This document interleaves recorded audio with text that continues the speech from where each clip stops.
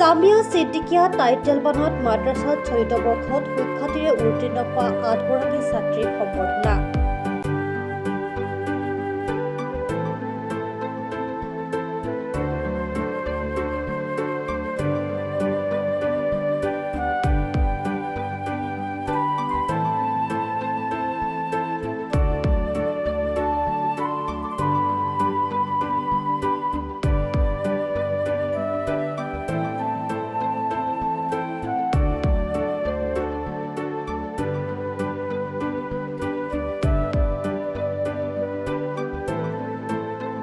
এইবাৰ উচ্চতৰ মাধ্যমিকত প্ৰথম বিভাগত উত্তীৰ্ণ হৈ অসম চৰকাৰৰ তৰফৰ পৰা ডক্টৰ বাণীকান্ত কাকতি বঁটা হিচাপে স্কুটি লাভ কৰা 8 গৰাকী ছাত্ৰীক মাদ্ৰাছাটোৰ তৰফৰ পৰা আজি সম্বৰ্ধনা জনোৱা হয়।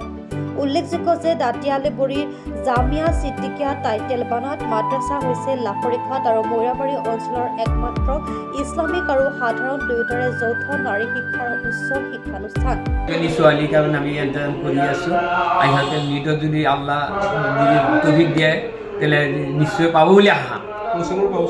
কোচিঙৰ ব্যৱস্থা কাৰণে এইবাৰ আমি আমাৰ হায়দৰাবাদ চাইন একাডেমীত আমি যোগাযোগ কৰিছোঁ, তাত দিম বুলি আমি ভাবিছোঁ। মানে সিহঁতৰ আমি ইণ্ডিয়াত চাইছোঁ, সিহঁতৰ ৰিজাল্ট ভাল, তাত দিম বুলি আমি ভাবিছোঁ। আমি গম পাইছোঁ আমাৰ এনেকুৱা মনৰ ভাৱ, আমাৰ নাৰীসকলে পাইলট হ'লে আৰু বেছি ভাল, পুলিচ অফিচাৰো হ'ব লাগে। আমাৰ পৰ্দাত থাকি শিক্ষাৰ একো বাধা দিয়া নাই।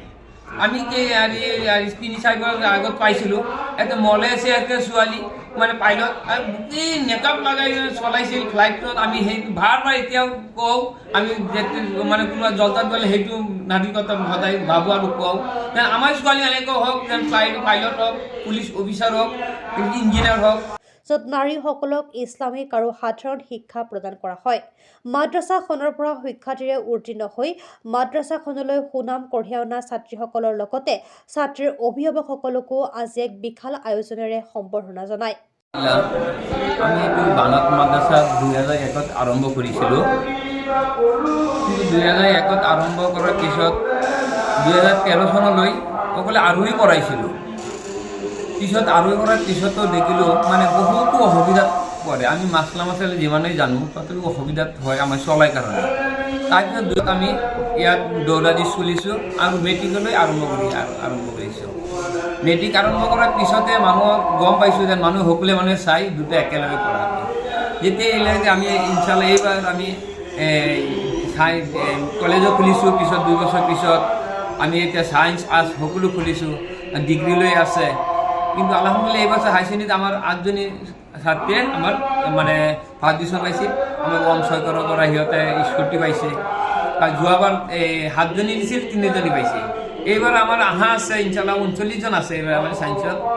কমচে 20-25টামান গাড়ী পাম ছয়গাৰত। মানে আমি এটা ক'ব বিচাৰোঁ, অসমত মাদ্ৰাছা চৰকাৰে বন্ধ কৰিব বিচাৰে, কিন্তু আমাৰ মাদ্ৰাছাত চৰকাৰে কিয় গাড়ী দিয়ে? চিন্তা কৰিব লাগে যেন আমি সকলো মানুহে যাতে লগত আমাৰ যিটো বাধ্যতামূলক, আমি যদি অসমত থাকোঁ অসমীয়া আমাৰ ইংৰাজী এইবিলাক শিকিব লাগে। আমি সকলো মাদ্ৰাছাত আমি মানে নিমন্ত্ৰণ দিওঁ যে সকলো মাদ্ৰাছাত লগত এনেকৈ শিক্ষা যদি দিয়ে তেনেহ'লে আমাৰ কমৰ কাৰণে, আমাৰ জাতিৰ কাৰণে উন্নত হ'ব। চলিত বৰ্ষৰ উচ্চতৰ মাধ্যমিক পৰীক্ষাত 8 গৰাকীকৈ ছাত্ৰীয়ে প্ৰথম বিভাগত উত্তীৰ্ণ হোৱাত মাদ্ৰাছাখনৰ শিক্ষক শিক্ষয়িত্ৰীসকলৰ লগতে অঞ্চলটোৰ শিক্ষিত সমাজে উৎফুল্লিত হোৱা পৰিলক্ষিত হৈছে।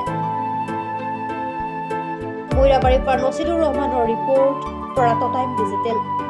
শদিয়াৰ পৰা ধুবুৰীলৈ, বৰাকৰ পৰা ব্ৰহ্মপুত্ৰলৈ সকলোৰে মাজত চিনাকি এটা নাম প্ৰাতঃ টাইম। থলুৱা ভাষা, কৃষ্টি আৰু সত্য বাতৰিৰ আধাৰত প্ৰতিষ্ঠিত খবৰ প্ৰাতঃ টাইমৰ প্ৰতিটো বা বাতৰি পুংখানুপুংখভাৱে চাবলৈ Facebook, YouTube, website, Twitter, Instagram আৰু ব্লগাৰ পেজত লাইক আৰু ফ'ল' কৰক।